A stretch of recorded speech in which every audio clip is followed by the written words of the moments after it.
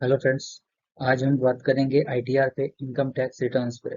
इस वीडियो में हम बातें करेंगे डिफरेंट डिफरेंट आईटीआर फॉर्म्स, उनकी एलिजिबिलिटी, कौन एलिजिबल है उसको भरने के लिए और कौन उसको एलिजिबल नहीं है भरने के लिए। तो चलिए शुरू करते हैं वीडियो को। सबसे पहले हम बात करते हैं कि आईटीआर होता क्या है, व्हाट इज आईटीआर, और कौन है जो आईटीआर को फाइल करने की जिनको जरूरत होती है। आईटीआर का मतलब होता है इनकम टैक्स रिटर्न, जो कि एक इंडिविजुअल या एक कंपनी या एक ऑर्गेनाइजेशन अपने साल में कमाए हुए प्रॉफिट्स के कुछ परसेंटेज को गवर्नमेंट के रूल के अकॉर्डिंग पे करती है, गवर्नमेंट को टैक्स के रूप में पे करती है। तो अब आते हैं कि कितना टैक्स हमें देना पड़ता है। तो जैसा कि हम जानते हैं कि एक रिटेल इन्वेस्टर्स को, एक इंडिविजुअल इन्वेस्टर को डिफरेंट डिफरेंट कैटेगरीज में डिवाइड किया गया है। डिपेंडिंग अपॉन देयर एज उनको एक टैक्स लिमिट दी गई है। जैसे कि जो 60 साल के नीचे के एज ग्रुप के हैं, उनकी 2.5 लाख तक की टैक्स माफ होती है। 2.5 लाख के ऊपर उनका जो भी टैक्स बनता है उसके ऊपर उनको जो है टैक्सेबल इनकम माना जाता है और उसको उनको एप्लीकेबल रेट्स के अकॉर्डिंगली टैक्स पे करना पड़ता है। 60 साल से 80 साल की कैटेगरी अलग है, 80 साल से अबव की कैटेगरी अलग है, जो कि हमने अपने पिछले वीडियो में बात करी थी कि किन कैटेगरीज को किस रेट्स के साथ एप्लीकेबिलिटी होती है टैक्स की। तो टोटल जो आईटीआर में है, गवर्नमेंट ने 7 फॉर्म्स इंट्रोड्यूस किए हैं, आईटीआर 1, 2, 3, 4, 5, 6 और 7, जो कि डिफरेंट डिफरेंट टैक्स स्लैब्स और डिफरेंट डिफरेंट कैटेगरीज के इंडिविजुअल्स को या फिर कंपनीज को, एलएलपीज को और फर्म्स को एप्लीकेबल होती है। इस वीडियो में हम बात करेंगे उन बेसिक आईटीआर्स की जो कि एक इंडिविजुअल को, और एक बेसिक रिक्वायरमेंट जो होती है आईटीआर की भरने की, और जो बेसिक आईटीआर फॉर्म्स होते हैं आईटीआर 1, 2, 3 एंड 4, उसके बारे में हम लोग इसमें बात करेंगे। अब हम आते हैं कि आईटीआर को क्यों भरना चाहिए। तो आईटीआर भरना हमारे लिए बहुत ज़रूरी होता है, क्योंकि एक आईटीआर के बेसिस पे ही अगर हमने कहीं पे टीडीएस हमारा कटा है या फिर गवर्नमेंट से हमें कोई क्लेम लेना है, तो आईटीआर के बेसिस पे हम इस चीज़ को वापस ले सकते हैं। अगर हमें कोई कहीं अप्लाई करना है वीज़ा के लिए या फिर हमें कोई अदर लीगल प्रोसीजर्स के लिए जाना है, तो आईटीआर फाइलिंग के जो डॉक्यूमेंट्स हैं वो हमें वहाँ रिक्वायर्ड होती हैं, तो आईटीआर यहाँ भी हमारे लिए बेनिफिशियल हो जाता है। और अगर हमारा इनकम टैक्स स्लैब में आता है, टैक्सेबिलिटी के अंडर में आता है, तो टैक्स का रिटर्न भरना हमारे लिए बहुत ही ज़रूरी है। कभी कभी कुछ ऐसे क्वेश्चंस भी आते हैं कि जैसे हमारा इनकम जो टैक्स की एप्लीकेबिलिटी है उससे कम है। मतलब कि अगर हमारा 2.5 लाख तक का एक इंडिविजुअल का अगर टैक्स की छूट है और हमारा इनकम 2.5 लाख से कम आ रहा है, तो कुछ लोग कहते हैं कि टैक्स का रिटर्न फाइल नहीं करते। लेकिन उनके लिए भी कुछ कैटेगरीज हैं जहां पर उनको टैक्स का रिटर्न भरना जरूरी होता है। जैसे कि ऐसे लोग जिनकी सालाना इनकम 2.5 लाख से कम है, लेकिन उन्होंने पूरे फाइनेंशियल ईयर में अगर अपने किसी भी करंट अकाउंट में 1 करोड़ या उससे ज्यादा के ट्रांजेक्शन्स किए हैं, तो उनको आईटीआर फाइल करना मस्ट है। दूसरे केस में, अगर किसी भी कंडीशन में पूरे फाइनेंशियल ईयर में अगर किसी ने फॉरेन ट्रैवल किया है और 2 लाख या उससे ज़्यादा का खर्च किया है खुद पे या फिर अपनी फैमिली के ऊपर फॉरेन ट्रैवल के लिए, फिर भी उनको आईटीआर फाइल करना ज़रूरी है।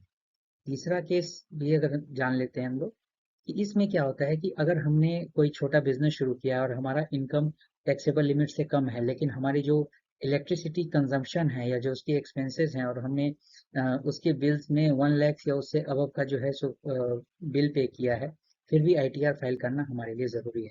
तो ऐसे ओवरऑल अगर हम देखें तो अगर हमारे पास इनकम है या नहीं है उससे फ़र्क नहीं पड़ता, आईटीआर ज़रूर फाइल करें। अगर इनकम नहीं है तो नील रिटर्न फाइल करें, लेकिन आईटीआर ज़रूर फाइल करें। चलिए आते हैं आईटीआर 1 पे, जिसको सहज के नाम से भी जाना गया है। सबसे पहले इस देखते हैं कि इसमें क्या फाइल किया जाता है या फिर क्या क्या एलिजिबिलिटी होते हैं, कौन लोग इसको फाइल कर सकते हैं। तो इसमें जो कंक्लूड होता है वो होता है आपकी जो इनकम सैलरी से आती है या फिर जो भी इनकम आपकी पेंशन से आ रही है, वो इसमें इंक्लूड होगा। अगर आपकी इनकम एक हाउस प्रॉपर्टी से है, जैसे कि आपकी सैलरी भी है और आपका एक कोई घर भी है जिसको आपने किराए पे दे रखा है, तो वहां से जो इनकम आएगी वो इनकम भी यहाँ पे इंक्लूड होगी। अब कुछ अदर सोर्सेज भी होते हैं जहाँ से इनकम हमें आ सकती है, जैसे कि हमने कोई लॉटरी लगाई है, कोई गेम्स में पैसे जीते हैं, कोई हॉर्स रेसिंग में पैसे लगाए हैं, तो ऐसे केसेस के इनकम भी यहाँ पे इंक्लूड होते हैं। एग्रीकल्चर इनकम 5,000 तक का जो एग्रीकल्चर इनकम अगर आपका होगा तो इस ITR में फाइल किया जाएगा। अब कुछ ऐसी चीज़ों के बारे में जानते हैं कि कौन कौन सी ऐसी चीज़ें हैं जो इनकम है जो इस ITR के लिए सुटेबल नहीं है, जिसके लिए दूसरी ITR होगी। तो वैसे इनकम है कुछ, जैसे अगर आपकी टोटल इनकम इन सभी इनकम्स में salary, house property, other sources की इनकम, अगर ये सभी इनकम को क्लब करने के बाद अगर आपकी इनकम 50 लाख से ज़्यादा होती है तो ITR 1 आपके लिए नहीं। ITR 1 को भरने के लिए आपकी टोटल इनकम फाइनेंशियल ईयर की 50 लाख से कम होनी चाहिए और आपका एग्रीकल्चर इनकम 5,000 से ज़्यादा नहीं होना चाहिए। अगर आपका 5,000 से ज़्यादा इनकम है तो आप ITR 1 नहीं भर सकते हैं। उसी तरह से अगर आपका टैक्सेबल कैपिटल गेन्स है, मीन्स अगर आपने कोई स्टॉक्स या फिर इक्विटी म्यूचुअल फंड्स या कोई डेट म्यूचुअल फंड्स कुछ ऐसे आपने सेल किए हैं पूरे फाइनेंशियल ईयर में कि जो कि आपका कैपिटल गेन्स टैक्सेबल हो रहा है, फिर भी आप ITR 1 फाइल नहीं कर सकते हैं उस केस में। अगर आपका इनकम किसी बिजनेस या कोई प्रोफेशन से रिलेटेड है तो मतलब आप सैलरीड नहीं है तो आप ITR 1 नहीं फाइल कर सकते। आपकी हाउस प्रॉपर्टी भी अगर एक से ज़्यादा है तो भी आप ITR 1 नहीं फाइल कर सकते। अगर आप किसी कंपनी में डायरेक्टर हैं तो भी आप एलिजिबल नहीं है ITR 1 फाइल करने के लिए। या तो आप NRI हो या फिर आपके पास कोई फॉरेन एसेट हो, फिर भी आप ITR 1 फाइल करने के लिए एलिजिबल नहीं। अब आते हैं ITR 2 पे। ITR 2 एक ऐसा फॉर्म है जिसमें कि ITR 1 की सारी चीजें, सारे इनकम्स को कंक्लूड किया जाता है। मतलब कि ITR 2 वो सारे भर सकते हैं जिनका ITR 1 में रिलेटेड इनकम है, उसके अलावे कुछ बिजनेस भी है। अब आते हैं देखते हैं इसमें क्या क्या आता है। कोई भी इनकम जो है ITR 1 के अंदर आता है लेकिन वो 50 लाख से ज्यादा है, वो इसमें एलिजिबल है। अब आपका अब उसमें जो अब ITR 1 में हमने देखा था जो जो चीजें एप्लीकेबल नहीं थी वो ITR 2 में एप्लीकेबल हैं। मतलब कि अगर आप किसी कंपनी के डायरेक्टर हैं तो भी आप ITR 2 भर सकते हैं। अगर आपका किसी अनलिस्टेड इक्विटी शेयर्स में भी इन्वेस्टेड में है तो भी आप ITR 2 भर सकते हैं। आप एक रेसिडेंट नॉट ऑर्डिनरी रेसिडेंट भी हैं या नॉन रेसिडेंट हैं तो भी आप ITR 2 भर सकते हैं। अगर आपका कैपिटल गेन्स भी आ रहा है तो भी आप ITR आपके लिए एप्लीकेबल हो जाता है।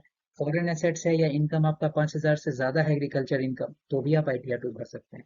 यहाँ भी कुछ एक्सक्लूजन्स हैं जहाँ पे ITR 2 एप्लीकेबल नहीं होता, जैसे कि ये वहां पे एप्लीकेबल नहीं होता जहाँ पे आपका बिजनेस या प्रोफेशन आ जाता है।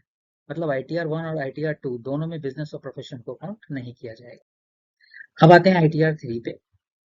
ITR 3 में भी हम देखते हैं कि जो भी ITR 2 में हमने देखा जो एलिजिबिलिटी थी, उन सभी एलिजिबिलिटी को क्लब करते हैं तो ITR 3 में वो सारी चीजें ITR 3 में भी आएंगी। यहाँ पे बिजनेस और प्रोफेशन को भी इंक्लूड कर लिया गया है। मतलब ITR 2 में हम जो जो चीजें कर सकते थे उसके अलावे अगर बिजनेस भी हमारे पास है तो ITR 2 या 1 नहीं भर करके हम ITR 3 भरेंगे।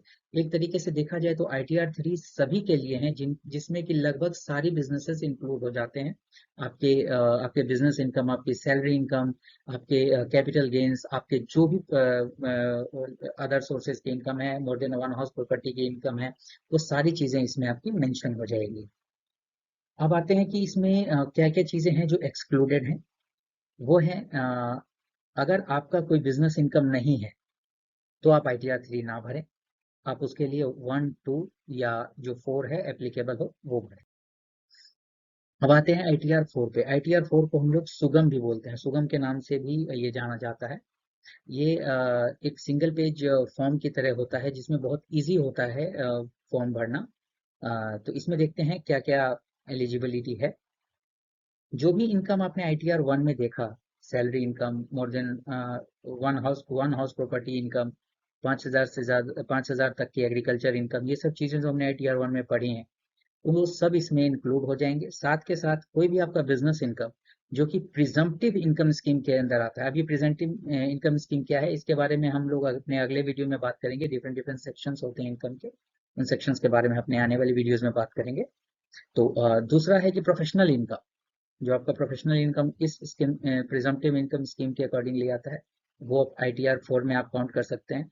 कोई भी आपका सैलरी हो, पेंशन हो 50 लाख तक की, क्योंकि हमने ITR 1 में देखा था कि 50 लाख से कम की जो भी इनकम होती है, इसीलिए यहाँ भी सेम चीजें आप देखने को मिलेंगी आपको। आपका एक हाउस प्रॉपर्टी जो कि 50 लाख से ज़्यादा का इनकम ना हो, 50 लाख के अंदर का हो, वो भी इसमें काउंट हो जाएगा। 50 लाख से कम की इनकम जो ITR 1 में थी, ये ITR 1 और ITR 4 में डिफरेंस यही है कि यहाँ पे कुछ बिजनेस इनकम और प्रोफेशनल इनकम भी एड ऑन हो जाते हैं, जो कि प्रिजम्पटिव स्कीम्स के अंदर आते हैं। अदरवाइज ये ITR 1 के बिल्कुल सिमिलर होता है। अब हम कुछ एक्सक्लूजन्स की बात कर लेते हैं। तो यहाँ भी वो एक्सक्लूजन सारे आ जाते हैं लगभग जो ITR 1 में आते हैं। जैसे कि अगर आपका इनकम 50 लाख से ज़्यादा है तो हम नहीं भर सकते इसको। अगर आपका एक हाउस प्रॉपर्टी से ज़्यादा है तो भी हम नहीं भर सकते। अगर आपने किसी भी कैपिटल गेन्स या कोई भी इनकम अगर आपने पिछले साल लॉस किया है और उस लॉस को आगे आपको कैरी फॉरवर्ड करना है या प्रॉफिट्स को कैरी फॉरवर्ड करना है, तो उस केस में भी ये आपके लिए एलिजिबिलिटी नहीं है। फिर आप ITR 3 फाइल करें।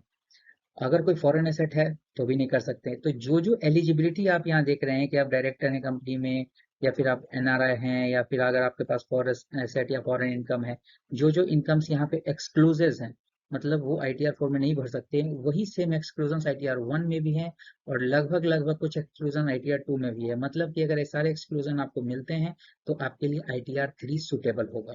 ओवरऑल अगर देखें तो एक बिजनेसमैन के लिए ITR 3 इज सुटेबल। उसमें सारी चीजें इंक्लूड हो जाएंगी। अगर आपके पास नॉर्मल सैलरीड हो, आपका आपका एक घर से इनकम है, थोड़ा बहुत आपका अदर सोर्सेज से इनकम है, और नॉर्मली आपकी जो है सो सैलरीड हो आप, तो आपके लिए ITR 1 या ITR 4 आप कोई भी भर सकते हो, तो उसके लिए कोई प्रॉब्लम नहीं आएगी। अदरवाइज आप ITR 3 को ही प्रेफर करें। इसके अलावे भी कुछ ITR फॉर्म्स होते हैं, ITR 5, 6, 7, जो डिफरेंट LLPs कंपनीज के लिए होती हैं, जो कि एक रिटेल इन्वेस्टर को, एक इंडिविजुअल इन्वेस्टर को जरूरत नहीं होती। इसीलिए इस वीडियो में हमने सिर्फ 4 मेन ITR फॉर्म्स के बारे में बात करी।